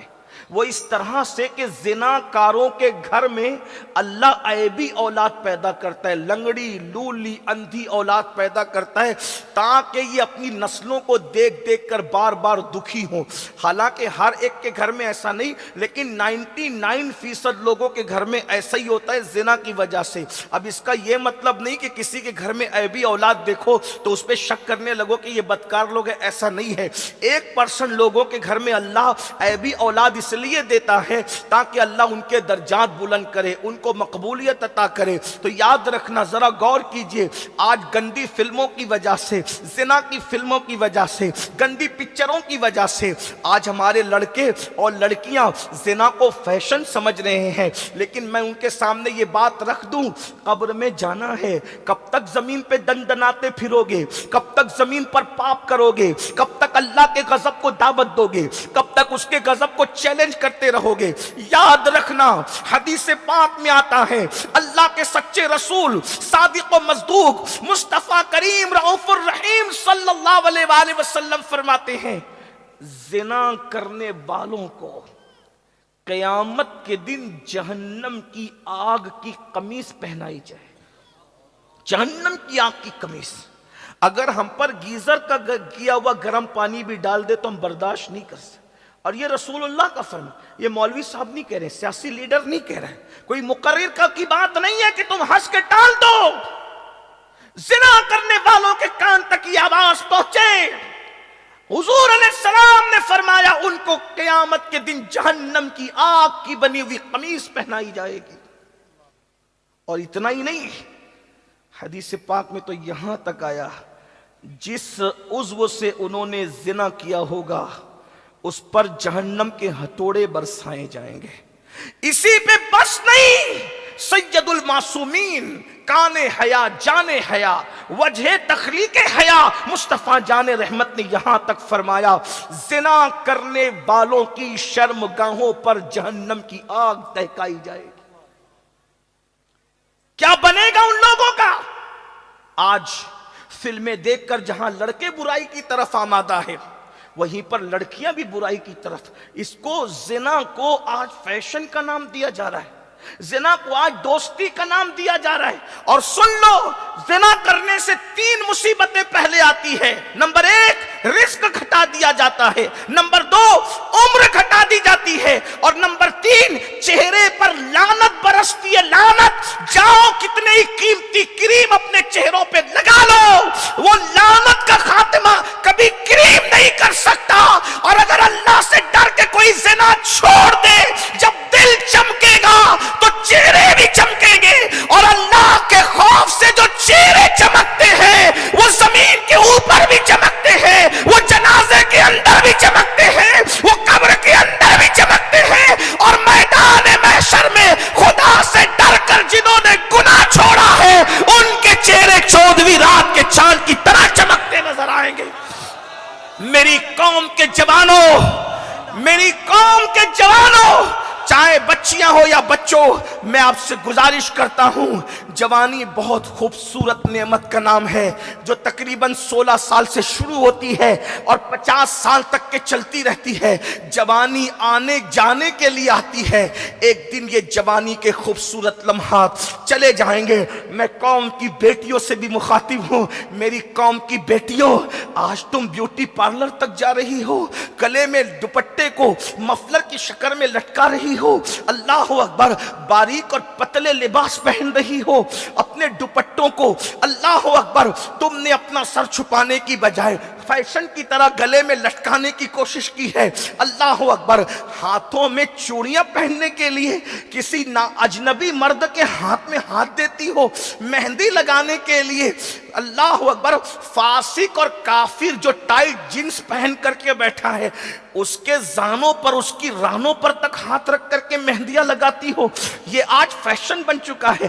مہندی کی کلبیں شروع ہو گئی ہے، مردوں سے مہندیاں لگائی جاتی ہے۔ میں ان مسلمانوں سے مخاطب ہو کے کہتا ہوں، میرے بھائیوں، غیرت کہاں چلی گئی مسلمانوں کی؟ اپنی بیٹیاں کافروں کے جو وہ رانوں پر ہاتھ رکھ کر مہندیاں لگائے گی۔ یہ ہاتھ کتنا قیمتی عورت کا، حضور نے کتنا، یہ ہاتھ عورت اپنے پیر کے ہاتھ میں بھی نہیں دے سکتی، اپنے امام کے ہاتھ میں بھی نہیں دے سکتی، چچا زاد بھائی کے ہاتھ میں بھی نہیں دے سکتی، پھپھی زاد بھائی کے ہاتھ میں بھی نہیں دے سکتی، خالہ زاد بھائی کے ہاتھ میں بھی نہیں دے سکتی۔ علماء کی توجہ چاہتا ہوں، ان کی معلومات میں اضافہ نہیں کروں گا، لیکن ان کی دعا لوں گا کہ اگر غلطی کر رہا ہوں تو میری اصلاح کریں گے۔ بہت نازک جملہ کہہ رہا ہوں، یہ عورتوں کا ہاتھ، اللہ کے رسول نے فرمایا کہ عورتیں میرے ہاتھ میں بھی نہیں دے سکتی۔ رسول اللہ سید المعصومین، جس کے قریب سے کبھی گناہ گزر کے بھی نہیں جا سکتا، خطا جس کے قریب سے کبھی گزر کے بھی نہیں جا سکتی، حضور نے عورتوں کا ہاتھ اپنے ہاتھ میں نہیں لیا۔ جب عورتوں نے کہا مرد مصافحہ کرتے ہیں اور اپنا ہاتھ آپ کے ہاتھ سے ٹچ کر کے اپنے آپ پہ جہنم کو حرام کر لیتے ہیں، ہمیں بھی تو اجازت دو کہ ہم اپنا ہاتھ آپ کے ہاتھ میں دے کر کے اپنے آپ کو بھی جہنم سے بچا لیں۔ تو فرمایا لا افسا من النساء، میں عورتوں سے مصافحہ نہیں کرتا۔ ارے جب ایک امتی نبی کے ہاتھ میں اپنا ہاتھ نہیں دیتی تو تمہارا اتنا جگر کہاں سے آیا کہ تمہاری بیٹیاں چوڑیاں پہننے کے لیے کافروں کے ہاتھ میں اپنا ہاتھ دے رہی، مہندی لگانے کے لیے کافروں کے ہاتھ میں؟ عورت کو ہم نے سمجھا کیا ہے اور عورتوں نے خود کو سمجھا کیا ہے؟ آج کل کی عورتیں فلم، سیریل، یہی تمہارے لیے آئیڈیل ہے؟ سیدہ فاطمہ الزہرا کی زندگی کو آئیڈیل نہیں بناؤ گے؟ محرم کے 3 دنوں میں امام حسین کے غم میں رونے والوں، کیا رسول اللہ کی امی جان کی زندگی تمہارے لیے آئیڈیل نہیں بن سکتی؟ شربت اور کھچڑا سنیت نہیں ہے، صرف اصل سنیت تو اہل بیت کا کردار ہے، اہل بیت کے نظریات ہیں۔ میں اپنی قوم کی بہنوں سے کہتا ہوں، مردوں کے سامنے بے پردہ آ جاتی، آدھی آستین کے کپڑے پہنتی ہے، पतले कपड़े पहनती है, बुर्के इतने खूबसूरत पहनती है कि न देखने वाला भी देखे।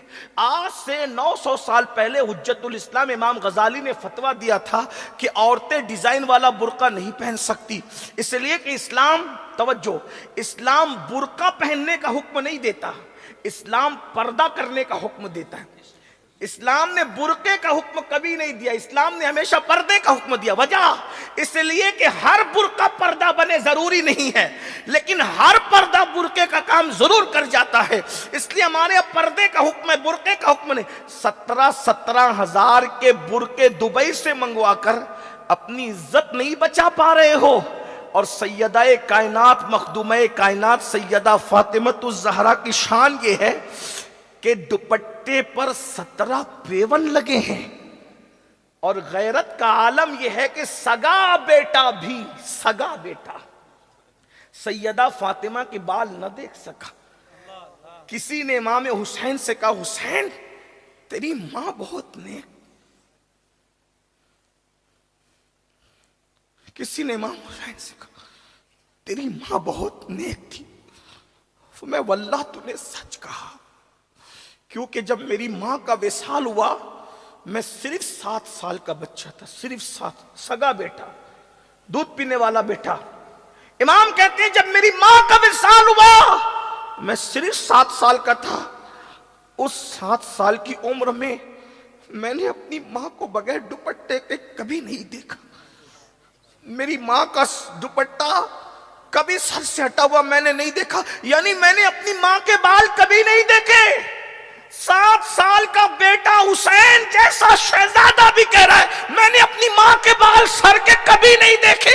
मेरी मां इतनी नेक थी कि 7 साल के बेटे ने भी उनके सर के बालों को नहीं देखा। और दुपट्टा क्या था? दुपट्टा क्या?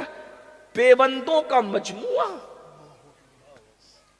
पेवन का मजमुआ। एक दिन दुपट्टा इतना फटा दुपट्टा कि सैयदा पाक का दुपट्टा ओढ़ने के काबिल न रहा। बहनों की तवज्जो, आप सबकी भी तवज्जो। क्या हम अहले बैत से मोहब्बत की बात करते? सिर्फ हाथ चुमना अहले बैत नहीं, मोहब्बत अहले, सिर्फ नारे हैदर लगाना यही मोहब्बत अहले बैत नहीं। सिर्फ इमाम हुसैन के नाम पर चंद रसूमात अदा करना यही मोहब्बत। असल मोहब्बत अहले बैत तो उनके किरदार और उनके अकीदे और उनके नजरियात को अपनाना है। मैं अपनी बहनों की तवज्जो, हर शादी के अंदर औरतें मेकअप करके जा रही। मेरी बहनों, मेकअप करने की इजाजत है मगर शादी के लिए नहीं, शौहर के लिए। मेकअप करके वलीमे में जाने की इजाजत नहीं है, शौहर के लिए मेकअप करने की इजाजत है। मेकअप मना नहीं है। औरतें सज धज के बाजार में जा रही, जहन्नम में जाओगी। किसी का कुछ नहीं, मौलवी का तो कुछ नहीं बिगड़ने वाला, मौलवी तो अपनी जिम्मेदारी पूरी कर रहा है। आका फरमाते हैं जो औरत सिर्फ खुशबू लगा के घर से निकलती है, आका इरशाद फरमाते हैं, और उसकी खुशबू लोगों को अपनी तरफ माइल करती है, ऐसी औरतें कयामत के दिन जानिया औरतों की हैसियत से उठाई जाएगी। बच्चियां कॉलेज में सज धज के जा रही है, संवर के जा रही है। मेरे आका फरमाते हैं जो औरतें सज धज के घर से निकलती है कि लोग उसको देखें, कयामत के दिन उसकी चमड़ी आग की कैंची से काटी जाए। मैं तो औरतों को देखता हूं तो मुझे इतना तरस आता है कि जो औरतें सिर्फ डांटने पे रो पड़े, ये अल्लाह का अजाब कैसे बर्दाश्त कर पाए। औरतें इतनी नाजुक मिजाज होती है डांटने पे।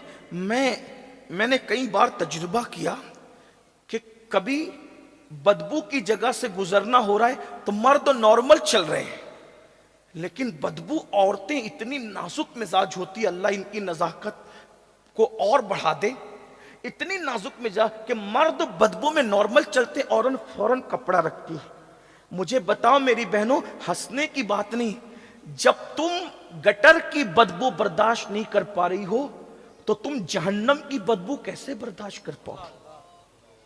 जब तुम किसी की डांट बर्दाश्त नहीं कर पा रही हो तो वो बड़े बड़े वो हथौड़े जो जहन्नम में अल्लाह ने तैयार कर रखे हैं, हदीस पाक में आता है जहन्नम का हथौड़ा इतना बड़ा है कि तमाम जिन्नात और इंसान मिलकर भी उस हथौड़े को उठा नहीं सकते। جس سے عذاب دیا جائے گا جہنمیوں کو. یہ حضور کی حدیث ہے صلی اللہ علیہ وآلہ وسلم. تو بات دور نکل گئی. میں بات سمیٹتے ہوئے کیا عرض کر رہا تھا؟ سیدہ کائنات کا دوپٹہ اتنا پھٹ گیا ایک دن استعمال کے قابل نہ رہا. تو مولا علی نے وہ دوپٹہ دیکھا تو کہنے لگے سیدہ آپ کا دوپٹہ اتنا پھٹ گیا ہے کہ یہ پہننے کے قابل نہیں ہے. لیکن یہ بات بھی بڑی ہے، اتنا دوپٹہ پھٹنے کے بعد بھی سیدہ نے مولا علی کو نہیں کہا کہ مجھے دوپٹہ لا کر دو. مولا کائنات کہتے ہیں فاطمہ جیسی عورت قیامت تک پیدا نہیں ہو سکتی، کیونکہ اس نے پوری زندگی مجھ سے کوئی فرمائش ہی نہیں کی، پوری زندگی مجھ سے کوئی کچھ نہیں مانگا. مولا علی کہتے ہیں پوری زندگی مجھ سے کچھ نہیں مانگا، کبھی فرمائش نہیں کی، اس لیے کہ فاطمہ مانگنے والی کا نام ہے ہی نہیں. فاطمہ تو دینے والی کا نام ہے. اس لیے کہ ہمارے مسلک میں ہمارے